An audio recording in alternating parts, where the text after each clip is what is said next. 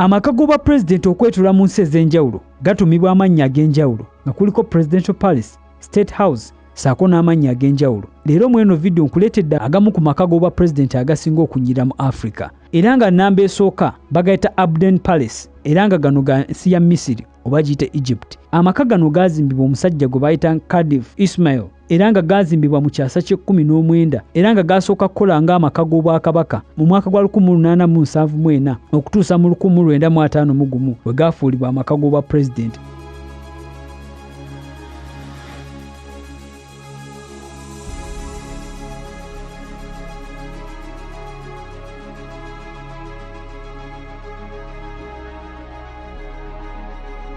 Amaka amalala bagayita Golden Palace era nga geno ge maka g'obwa pulezidenti ag'ensi ya Sudan. Amaka gano gasangibwa mu kibuga ekikulu ekya Sudan ekya Khartoum era nga amaka amakadde baagazimba mu mwaka gwa 1803 ng'amapya baagazimba mu mwaka gwa 2015. Amaka gano tegakkirizibwamu bantu kujja kugalambula ng'amaka g'obwa pulezidenti amalala, wabula baazimbawo museum kumpi nago ng'abantu abaagala okumanya ebisinga ku bikwata ku gano amaka bagenda mu eno museum. Amaka amalala ge ga Namibia nga gayitibwa State House. Amaka gano gaatandika okuzimbibwa kampuni ya Korea mu mwaka gwa 2002 ne gamalizibwa mu Maaci w'omwaka gwa 2008 era nga amaka gano galabikira ddala bulungi nga bw'oli mu kugalaba.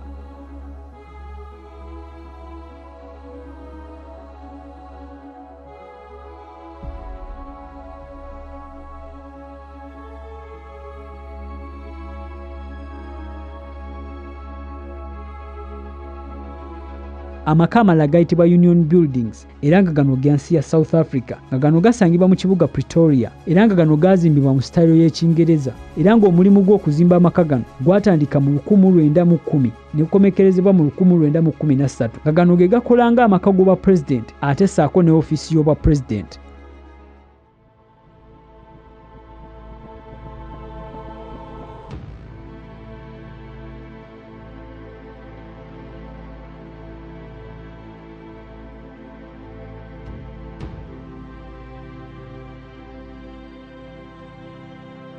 Amaka amalala bagayita Ravoroha Palace era nga gano ga nsi ya Madagascar nga gano gaazimbibwa mu 1907 era nga amaka gano geesuddeko ekibuga.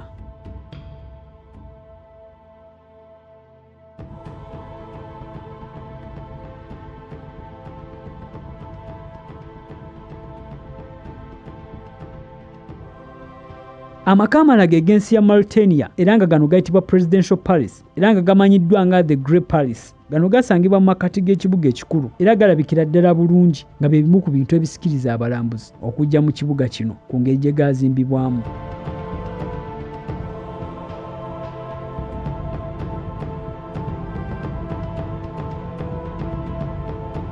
Amaka amalala gayitibwa Jubilee House era nga gano ga nsi ya Ghana nga gano gasangibwa mu kibuga ekikulu Accra era nga maka gano we wasangibwa ofiisi y'obwa pulezidenti. Amaka gano gaali gamanyiddwa nga The Flagstaff House naye nga gaakyusibwa erinnya mu mwaka gwa 2018 Ghana ng'ejaguza independence yayo y'omwaka ogw'ataano ne gatumibwa Jubilee House era nga pulezidenti Nana Addo Dankwa ye yagakyusa erinnya. Amaka g'obwa pulezidenti mangi agalabika obulungi okwetula mu Africa naye gwe maka ki golowooza nti ge gasaanidde okubeera mu kifo ekisooka? Kwebaza olw'obudde bw'owadde okulaba eno vidiyo era nkwagaliza ekiseera ekirungi.